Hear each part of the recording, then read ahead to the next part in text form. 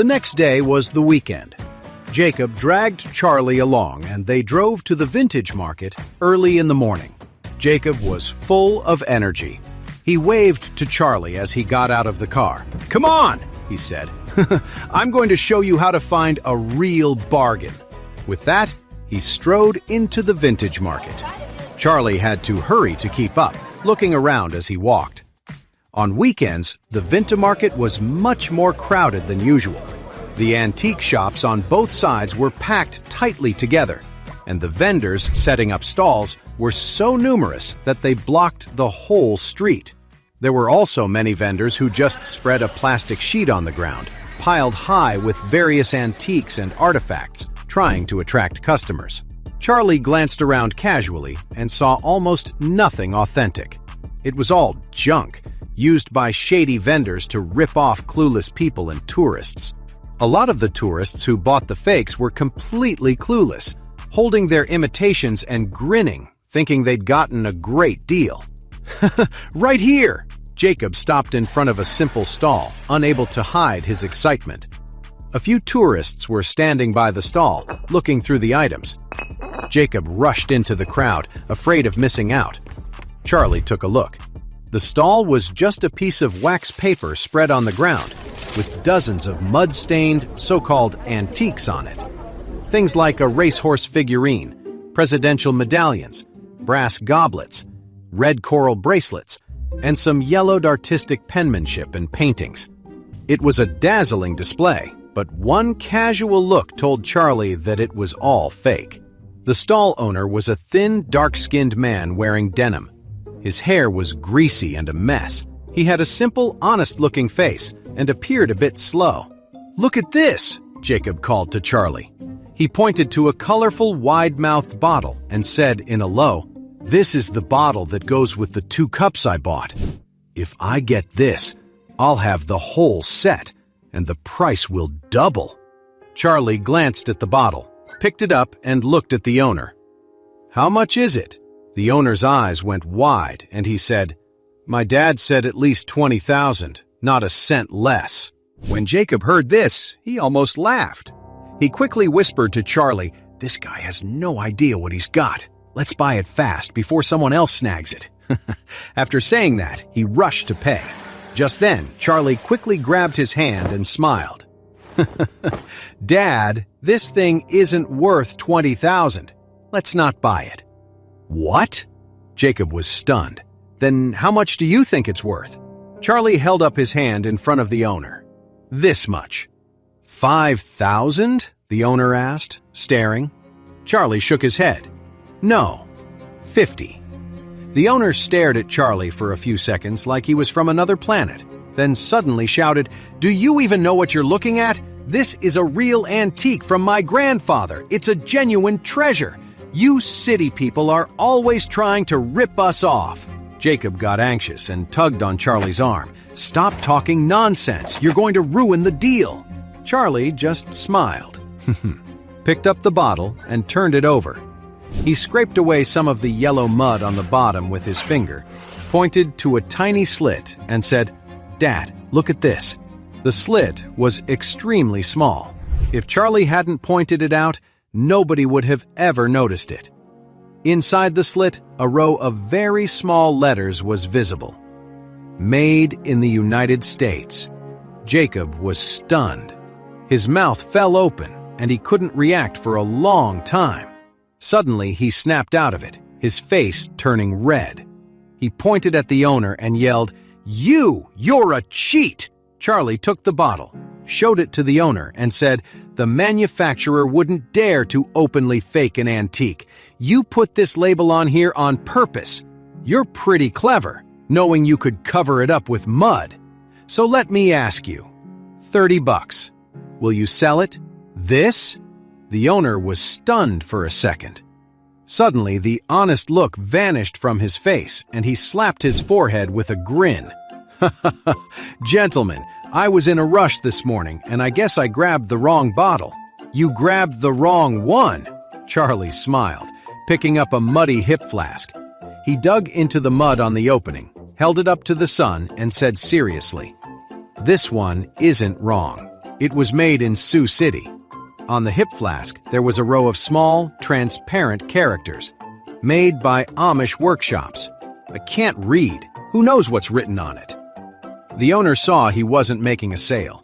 He sneered and started to wrap up his waxed canvas, ready to make a run for it. This time, Jacob was completely aware of what was happening. He was furious, realizing he'd been played for a fool. He grabbed the owner and roared, "You liar! Give me back my money!"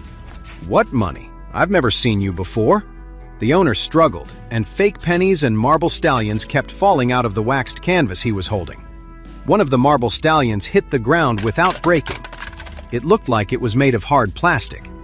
"If you don't give me my money back, I'm calling the cops," Jacob screamed, his lungs burning with anger. As they wrestled, something fell out of the owner's arms. The moment it hit the ground, Charlie frowned and stared at it. It was a fist-sized white pebble, just like one you'd find on a riverbank, gray and dull. But there was one difference. This pebble had the words "peace and wealth" carved into it. The lettering was crude and poorly done, clearly carved by hand. You could find stones like this at any tourist trap, and they weren't worth anything. No wonder the owner hadn't put it out for sale. However, Charlie strode over and picked up the stone. Suddenly, he felt a rush of energy. He had felt a strange aura coming from this thing.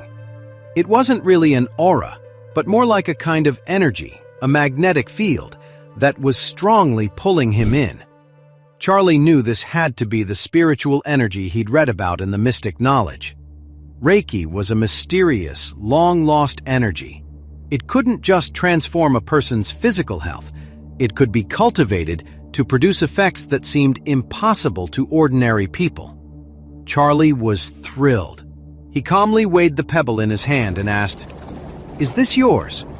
The owner froze for a moment, then nodded subconsciously. "Yes." "How much for the stone?" Jacob was surprised and asked, "Why are you buying that piece of junk?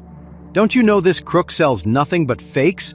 It's just a rock. I'll buy it and use it as a paperweight or something," Charlie said with a smile. The owner took the opportunity to break away from Jacob's grip and sneered at Charlie. "You really want to buy it?" Charlie nodded. "I do." The owner suddenly perked up and said grandly, "My friend, you have a good eye. Don't let its appearance fool you. This pebble has an extraordinary origin. It was a paperweight from the embellished case in Lord Quinn's study." Charlie didn't have time for his long-winded story and interrupted impatiently. "Spare me the sales pitch and get to the point." The owner laughed and said, "Ha, since you're an expert, then 20,000. Charlie said dismissively, "Are you crazy?" "One price, 300. If you don't sell it, I'm calling the police and reporting you for fraud." 300. The owner sighed and said with a dry smile, "All right, friend, you know your stuff. 300 it is." Charlie smiled slightly and closed his hand around the stone. Jacob was confused. He had no idea why Charlie would buy such a worthless rock. Just as he was about to ask, a sharp voice cut in from nearby. "Hey, that's a nice stone. My boss wants it." Hearing the voice, Charlie frowned and looked up. He saw a young man in a white linen suit, black shoes, and a wristful of bracelets walking toward them. Even though it was broad daylight, he was wearing a pair of antique gold-rimmed glasses with round black lenses. The young man was followed by 4 or 5 bodyguards. Compared to him, his bodyguards looked way more intimidating, and everyone nearby quickly scattered to avoid trouble. Well, if it isn't Mr. Stephen. As soon as the owner saw the young man, his face lit up and a stream of compliments poured out. "Mr. Stephen, why didn't you give me a heads up that you were coming today? I would have rolled out the red carpet for you." "All right, cut the crap. I'm just looking around today." The young man waved his hand impatiently. He strode forward, glanced at the stone in Charlie's hand, and looked up at the owner. "Irvin, wrap this stone up for me. My dad needs a paperweight for his desk. This will be perfect."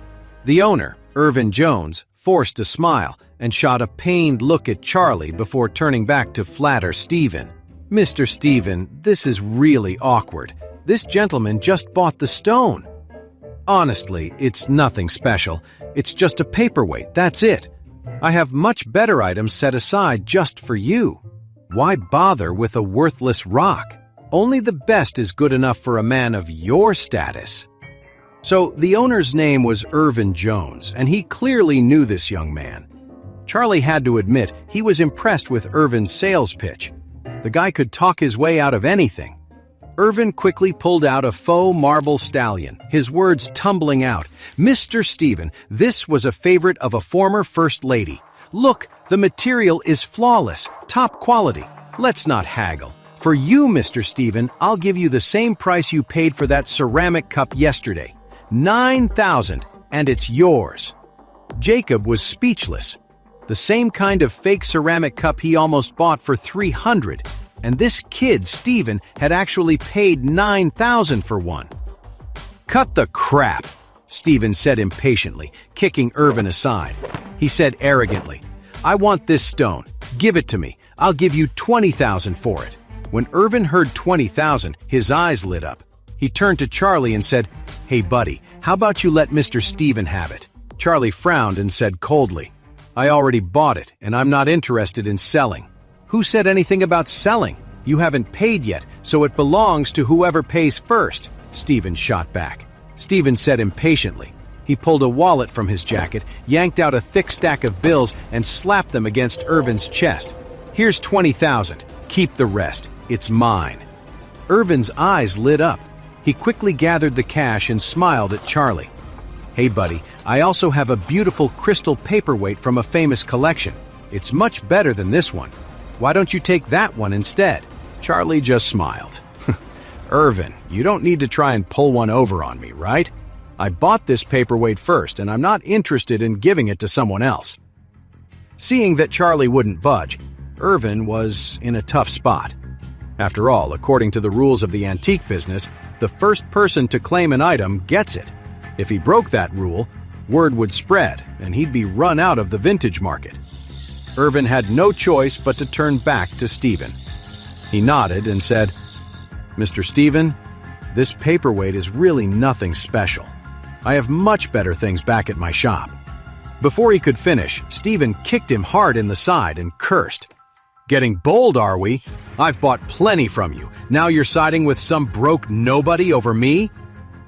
Irvin fell to the ground, clutching his side and groaning.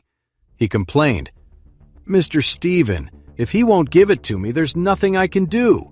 As he spoke, he gave Charlie a desperate look, trying to signal him to just give up the stone. Just one look at Charlie's simple clothes told Irvin everything he needed to know. This guy had no money, no power, and no influence.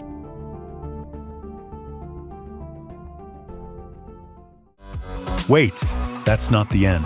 You've just had a free taste. Now get the full story on the Pocket FM app, link in description. Check out our next video and playlist, and don't forget to like, share, and subscribe.